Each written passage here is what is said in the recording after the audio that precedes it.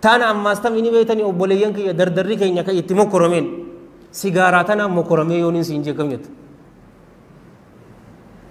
Sigaaraa mokkoromee sigaaraa tana oduma dhuyduuti sambooda hifachaa dhufta. Sigaaraa shiishaas irratti hidhe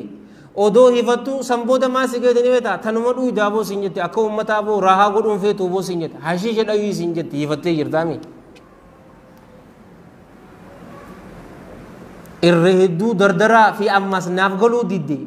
ganda keenyaas numaan agaraa bar joollee wallaahi alladhii laa ilaaha ghayru dhaloota isaaniitiin beeka dhaloota isaanii guyyaa dhalateen beeka amata 15 16 kofoo isaanii gabbuusanii didi yoo mattalan beetee amma disa maddaatee jaan miskiinoota abarna ko baljiisaniiru wanta kan beetuun siin jaa wallaahi akkana jettee didi daddeemti. Taa'ee sigaaraa obboleessoo waxanummaa miti sigaaraa dhuguun waxaniin nama salaata salfii dura salaata shanan salaatu nama leeylii salaatu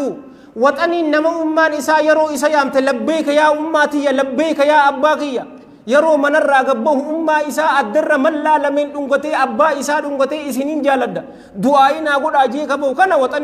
waxaniin xummee dha'uudhaanii ifa ajjeesu jirta obboleessa kiyya sigaaraa namni dhugu. Rabbi isinitti haa ajiisun jaa yoo as keessa jiraatan namni sigaara yoo hin dhuyne najaa baate itti sin geessin yoo ka dhuguu turte yoo dhiiste itti sin deebisiniin sin jaa namni sigaaraa dhugu obboleeyyan kiyya ka islaamaa jaartii isaa wajji yoo walit dhufe laafaadhaan sin jaa bar saayintifik faaktiidhaa kun fi ammas tasi kofalchiistu nin gorsaa baran nin gorsa cufa isaaniitiin qabee gorsaa bar irraa kanin sodaadhun seen obboleessuwan naan hin geenye waan fadhe naanaa joo abbaa fadheen sin jaa baran. Amma in agarre keessaa guyyaa aruusaatiifi yookaanuu tokko saahiba nu cufaatu bara saahiba daayinsoora alarraa ni qabnaami gizee inni dhufe gaamana haniidaa nu geessee haniida sammaarree faafai eegee fi garagalchine booda aboo taphattantu tokko ji'ee sigaaraa si dhugu agarre waliyyaadu billaa maal battanti obboleesso ni beeyta takkichaan saniin siima saayintifik faaktiin isin himaan sin jaabar waan saayinsii mirkaneessite muushe tiyooriin isin hima habbaa takkichaa san sigaaraa yeroo dhawu yeroo ati garaan kee quufe akka nama sigaaraa 10 dhugeetii takkichaan san isaan hin beekan tana cufa caljee dhuguu malee bar aboo takka taphattantu takka mee gadhiisi jaan maaliif ni beeyta takkichaan san 10 taate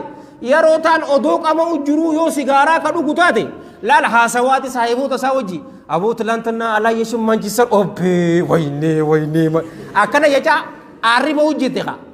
arriba hujirti bara deemu jirtimi ni haso abu ya cinciksa ayat anjina wini akana ya jadidi